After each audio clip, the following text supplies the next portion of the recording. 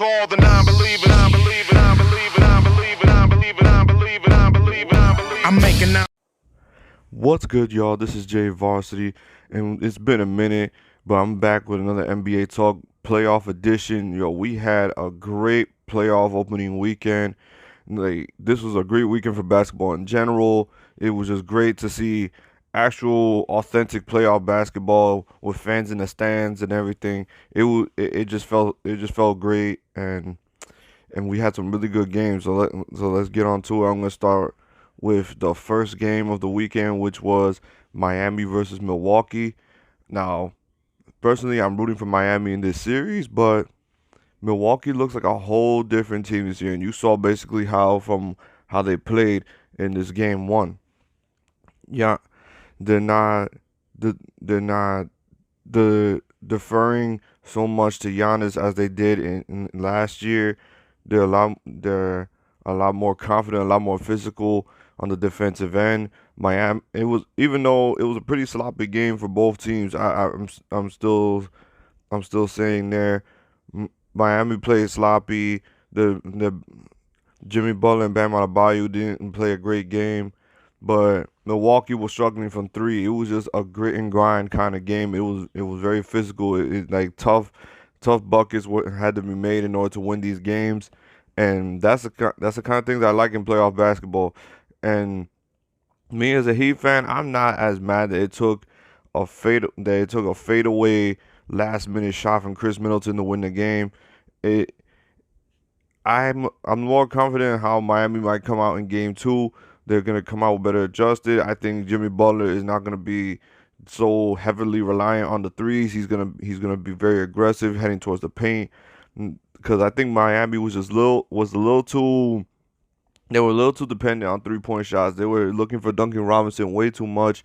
He got hot in the first quarter, and they just thought that he could carry that the whole way. And you can't rely so much on the 3-point shot because the 3-point shot is very valuable, especially in today's NBA. But you need to get your points in the paint, and the Miami needs to find and make adjustments to get points in the paint. Because especially how Jimmy Butler just drove on Giannis, and Giannis didn't even make an attempt at the block because I guess he was that afraid to get fouled or something like that. Who knows? But I doubt they would have called the foul in those last few seconds in the fourth quarter. But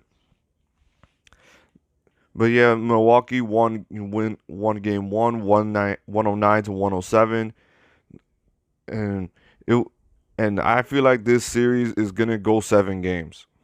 Me personally, I feel like this series might go 6 or 7 games. I need to see what happens in game two to determine if this is gonna be a 7 game series or not. But from what I'm leaning towards, yes, from after what we saw in game one, because it literally took from the last few seconds in the overtime in order to win game one. So the next game I'm gonna go over is the Dallas Mavericks and the Los Angeles Clippers. I've been constantly saying off camera that the Clippers are gambling with this series against the Mavericks. The Mavericks are not the same team. They are more explosive and they're better on the defensive end than they were last year. Luka has had his way with the Clippers. He's dominated on he's dominated them. He knows how to pick them apart, and they're just Dallas is just that explosive. You gotta be on your toes because in an instant they'll hit you with a barrage of threes. They'll hit you with a barrage of threes, and then you think, "Oh, I had a 10-point lead just a moment ago." You're down 14. You're down 14 in an instant. And Luka Doncic, like I said, he's just a master, man. That step back of his is just so much. It's just so money. I barely ever see him miss that.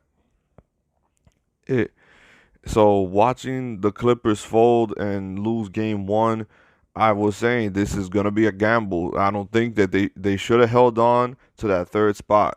I truly believe they should have held on to that third spot because I think a matchup against Portland would have been a whole lot more suitable for the Clippers than this matchup against the Mavericks because Luka looks like he's been dying to get back at the Clippers from the way he was playing. The man had a 30-point triple double. He in 3 quarters. He had a 30-point triple double in 3 quarters, and the Dallas Mavericks, again, like I said, looked like a whole different team. The Clippers, they were they looked shell shocked in the second half. They had no answer for Luka Doncic, absolutely no answer, and I believe the Clippers will make an adjustment in game two. Like, I think Kawhi Leonard will be guarding Luka Doncic through the majority of game two.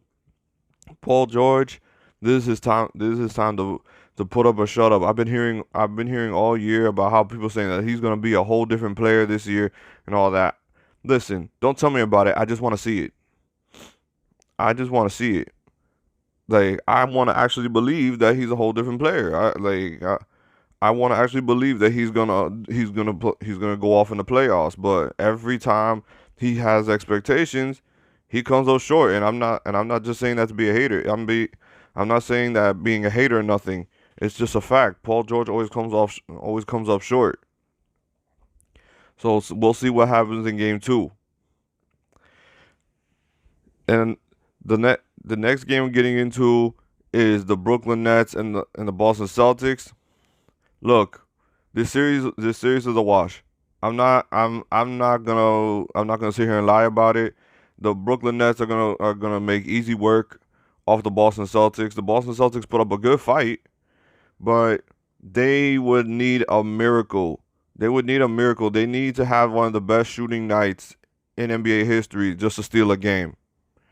Because from what I saw, Boston had a 13-point lead. They had a 13-point lead, and in an instant, I saw Brooklyn take over, and and you could just see the lack of firepower from the Boston Celtics. Obviously, they don't have Jaylen Brown, but even with Jaylen Brown, when you got Kemba Walker playing as sloppy as he did, the Boston Celtics having no offense, like there was no ball movement. It was just give the ball to Tatum and that's it. It it was just it was frustrating to watch. It was frustrating to watch. Like, if you know that you're lacking firepower, you think Brad Stevens would come up with more plays where there's more ball movement, more cutting. Because when you got a team like Brooklyn that they're so explosive and they can go off at any moment in time, you got Kyrie, James Harden, and Kevin freaking Durant on the other side. You need to be constantly on the move.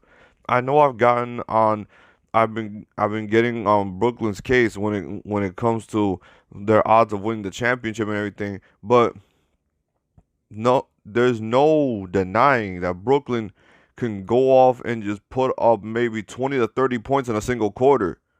They have 3 stars who can do it. So I said from the jump that this series is a wash. I wouldn't be surprised if Boston even got swept. If Boston takes one, that's a miracle. If Boston takes one, that's a miracle. But I would not be surprised if Brooklyn swept them. Like, I would not be surprised. So that's my thoughts on that. The next game I'm getting into is Portland and Denver. Look, this is a matchup where Portland desperately needed Jamal Murray. They needed Jamal Murray for this matchup because they needed to match the firepower of the guards of Dame and CJ. You needed that firepower at the guard position. Nikola Jokic and Michael Porter Jr., they're going to do what they can. They got Austin Rivers. They got Aaron Gordon. They got enough firepower on those ends. But to me, it's when Jamal Murray is on that team and he brings up the ball. The fact that he can shoot from distance, his explosiveness is what makes Denver so dangerous. And when you don't have that, their offense gets stagnant. They rely heavily on Jokic, and it's just very frustrating to watch. It's just very, very frustrating to watch. And I think, to me, the key for Denver to have any success in this series has to be Aaron Gordon. Aaron Gordon has to be the key. Aaron Gordon and Austin Rivers got to be a lot more aggressive because Nikola Jokic can only do so much, and Michael Porter Jr. he's gonna be aggressive. He's gonna shoot it right from when he gets the ball, no matter where he is. He could be he could be on the top of the key, and he'll just shoot that.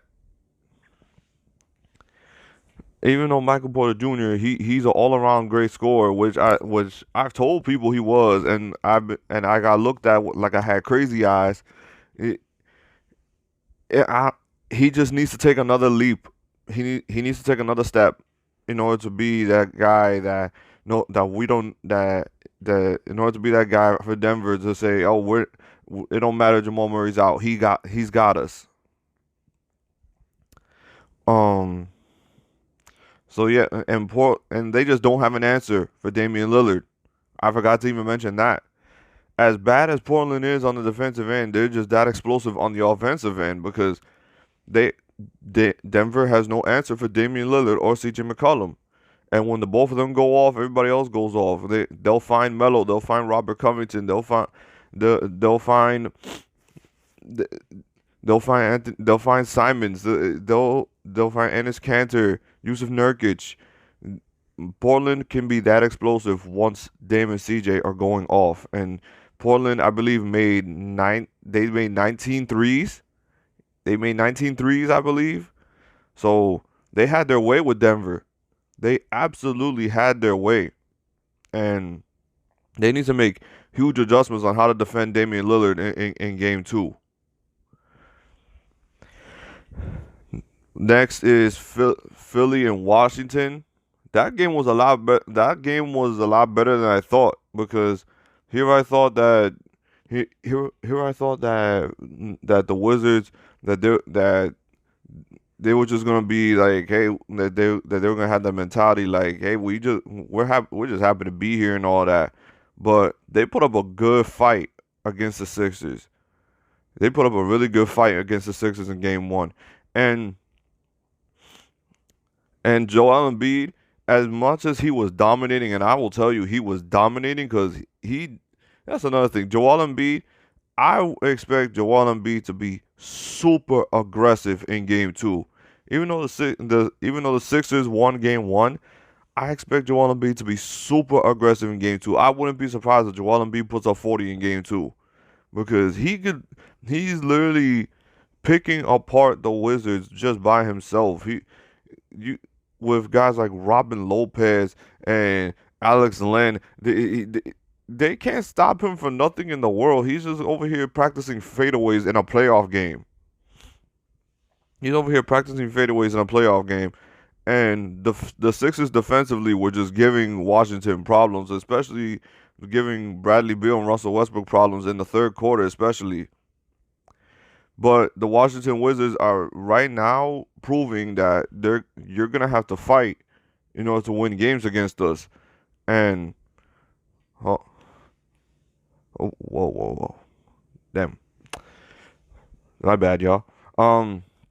Yeah, you gotta win. You gotta win games. So you gotta really fight to win games against the Wizards, because they'll come back fighting. They'll come back from the perimeter. They'll find ways to score. They're just a tough-minded team. So the Sixers got the work cut out for them, because they do a lot of cutting. There's a lot of ball movement, like I wanted to see from the Celtics, but obviously it didn't happen.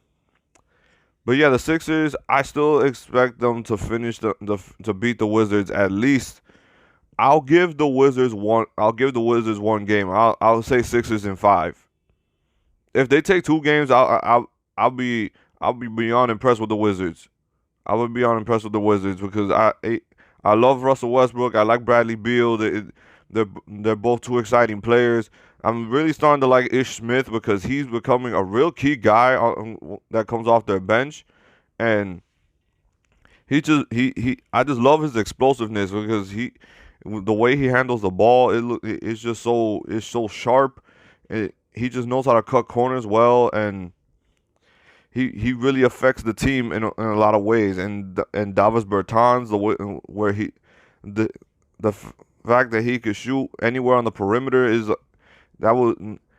that's what makes all them also so damn explosive. And Rui Hachimura with his defense and his commitment to cutting, that that all those key things can help you win basketball games.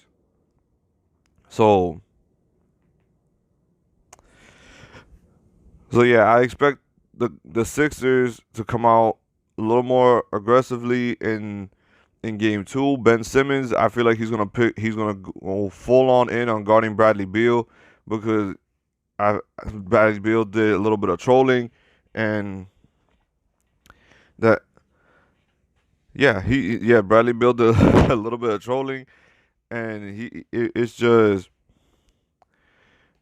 I see the Sixers wanting to make a statement in game 2. They're gonna want to make a statement like, "Hey, we're not pushovers. We're not soft. You're gonna have to fight. You're gonna have to fight." Let's see. The next game was the Lakers and the Phoenix Suns. Before I get in on the Lakers, I just want to say how much I enjoyed watching Devin Booker in his first playoff game. I absolutely enjoyed it. He went off in his first playoff game, and that was very enjoyable to watch. He was meant for the playoffs. Devin Booker was made to play in the playoffs. That was enjoyable to watch. The game itself was fun to watch. The Phoenix Suns they're proving to the world, hey, we're not afraid of the Lakers. We're not afraid of the Lakers. They're coming to our house. We're not in their house. Like, they gotta win a game on our floor first, not the other way around. Like, so they're not gonna back down, and that's what I love from this Phoenix Suns team. They don't back down for nobody. They're not afraid of anybody.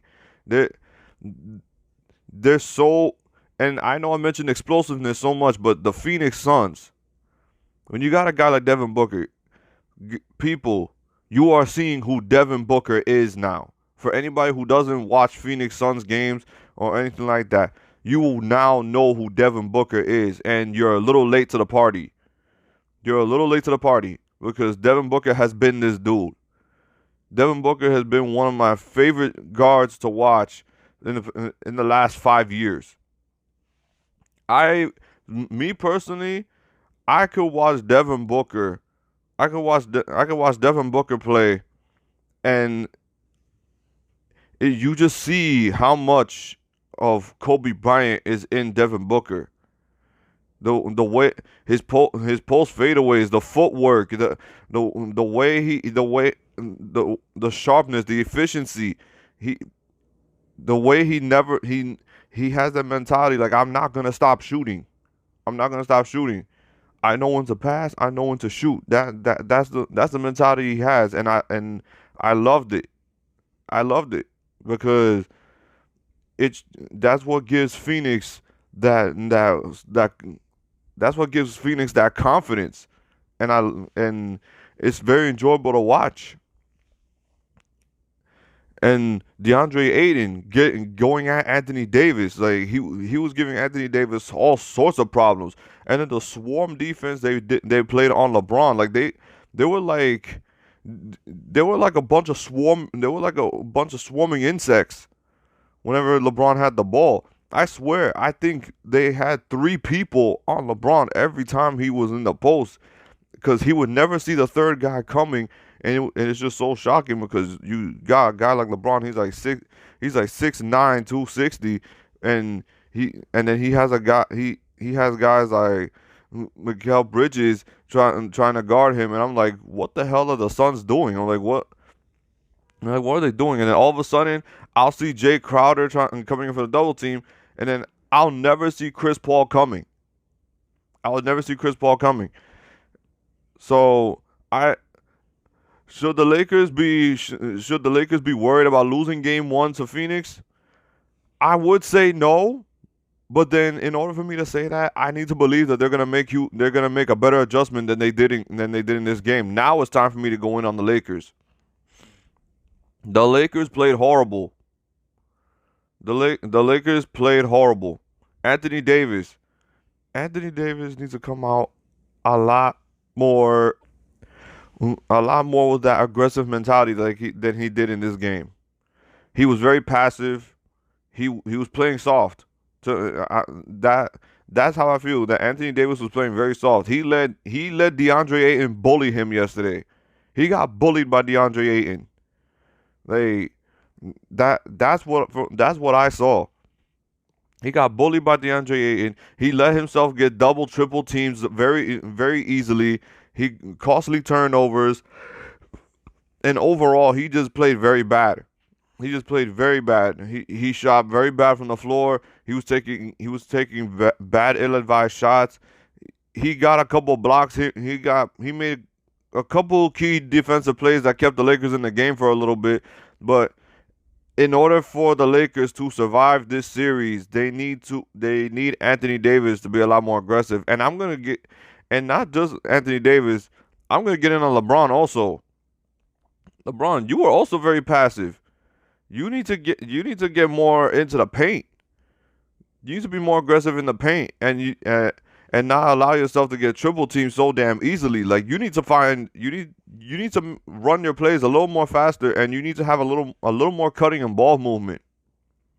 Cause that was the other thing that pissed me off. Why are the Lakers taking so long to run a damn play? Like, what is wrong with them? Like, that's not how they were. Like, there's usually a lot of cutting, there's a lot of ball movement. Not It's just people standing around watching to see who LeBron gonna pass the ball to. And that's not what the Lakers do. There's a lot of ball movement. There's a lot of cutting. The first thing they do is try to get into the paint, and they weren't doing that.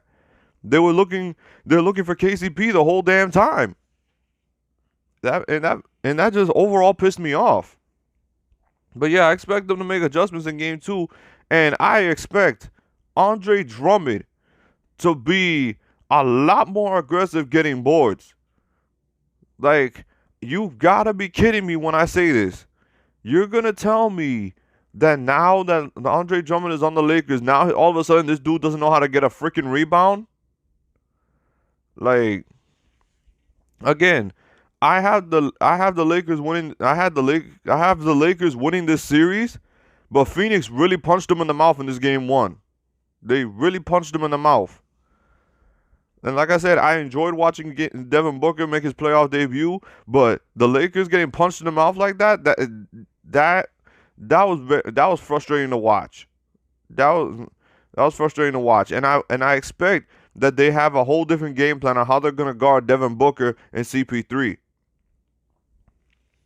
So the Lakers got to make way better adjustments when it comes to game 2 on the defensive end, because they let CP3 and Devin Booker get around them so easily.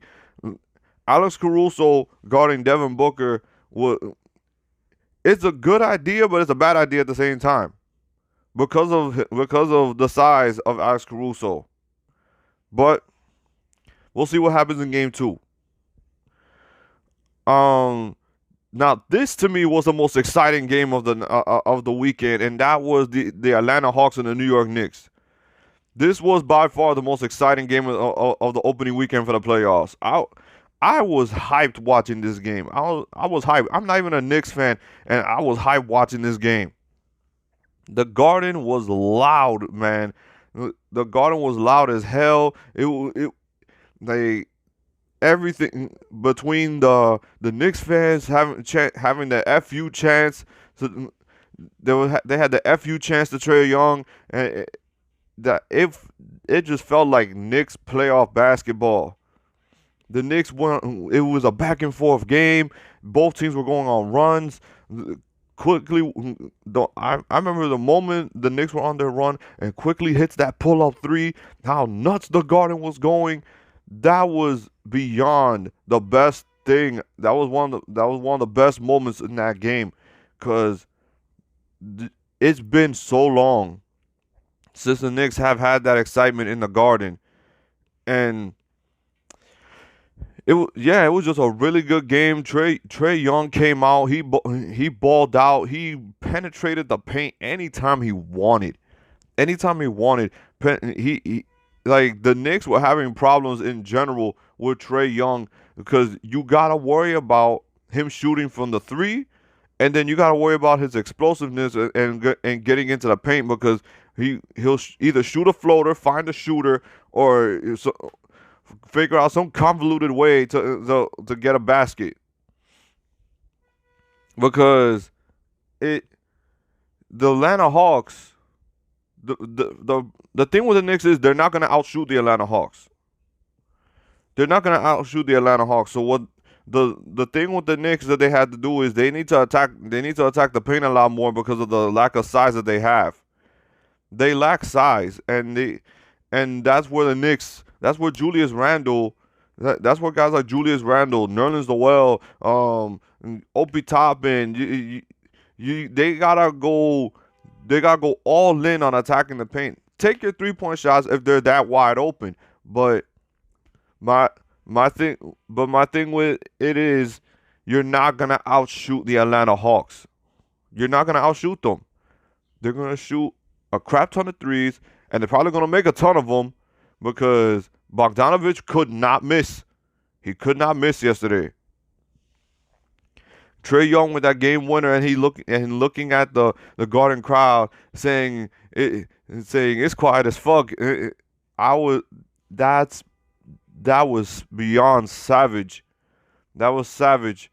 Like he looked at that Garden crowd, and as everybody got quiet when he hit that game winner, he says, "I wanted to hear the FU chants again." Damn, like the Garden was so loud, and it got so quiet in an instant. But I have a feeling that the Knicks know what they're up against now. I got the Knicks in this series, but their key to beating the Hawks is you can't let Trae Young get so easily into the paint. You need to pick him up a little bit. You gotta pick him up a little bit more. You can't let him once he gets around a screen and gets past the free throw line, it's almost like he's gonna get an automatic bucket. It's almost like you gotta dare Trae Young to beat you from deep all the time. Make him shoot all the threes that he wants, because Trae Young is not so heavily reliant on shooting threes like that anymore, but he can shoot it. But I think I would take a chance on Trae Young shooting those threes than getting into the paint where he's gonna be an automatic bucket. And then you gotta contain Bogdanovich. Don't let him stand in the corner and just get wide open for no reason, because he would literally stand in the left corner. He'll be standing in the left corner and nobody will go guard him, and it's like he doesn't even have to move. He doesn't have to move, and he'll get a bucket he'll just get a bucket for not even trying to get around his defender, because he gets that wide open because of Trae Young's great playmaking. So yeah, they gotta make a better adjustment on that when it comes to Trae Young. And the next game I'm getting it. Yeah, the next game I'm getting into is the Memphis Grizzlies and the Utah Jazz.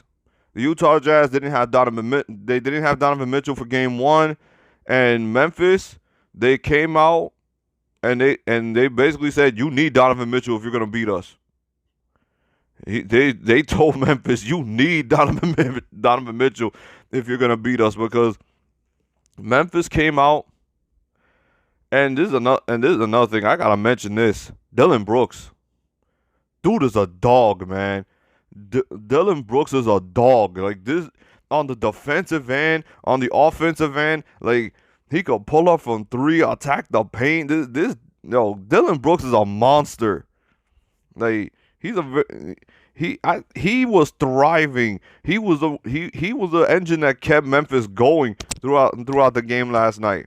Now John Morant's gonna do his thing, but Dillon Brooks, this is just something about that dog mentality that he got. Like he ain't afraid of nobody. Like he's gonna do what he wants. Like he just came in and just said, "Man, we playing the number 1 seed."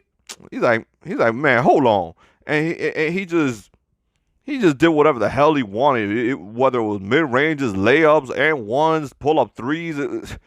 Oh my God. And then Memphis, and Memphis, I love that they keep that grit and grind mentality. I love that they keep that mentality. They're such a swarmy defensive team, and oh my God, it's so fascinating to see when the way that how they defend, and then when they go small, that's when they're the most dangerous. When they have Jaren Jackson at center, that's to me when Memphis is the most dangerous. And I'll tell this, when it comes to Utah, I thought it would be a wash if Memphis ended up being the matchup. Nah, this looks like it's going to be interesting because Rudy Gobert has to do a lot more work when he has to deal with Jaren Jackson at center.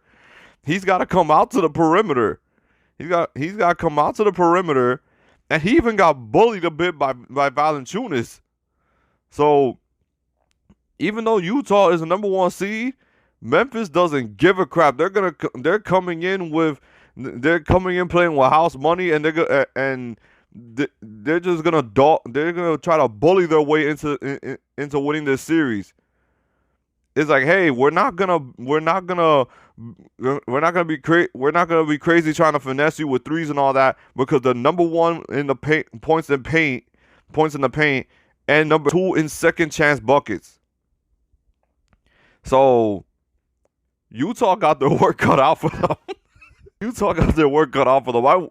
I bet you they're wishing that they were playing Golden State right now. I bet you they wish that they were playing Golden State right now, because Memphis, they're not backing down. And if we somehow, and I'm not saying that it might happen, but if we see an upset and Memphis beats the number 1 seed, even when Donovan Mitchell comes back, yo, this will remind me of 2011 all over again, when Memphis upset the Spurs when they were the number 1 seed. But we gotta see it to believe it, man. We gotta see that to believe it. Anyway, I think I covered all the games from the weekend. I hope you guys enjoyed those games as much as I did. We got game 2s coming up today, and yeah, we're just gonna have a lot of exciting playoff basketball. Unfortunately, it might take me a while to cover all those games. So if I don't come out with a video for a while, there's certain things that I gotta take care of, and I don't know. I'm gonna try to find a way to cover the playoffs one way or another. If it's not through YouTube videos, I'll find a way to do it somehow. Anyway, that's it. That's all. Like, comment, subscribe, and hit the bell if you like basketball content. Stay safe. This is your boy Jay Varsity, and I'm out. Peace. We got some non-believers out there. Make believers out of non-believers. Make believers out the overseers. Make them bow down.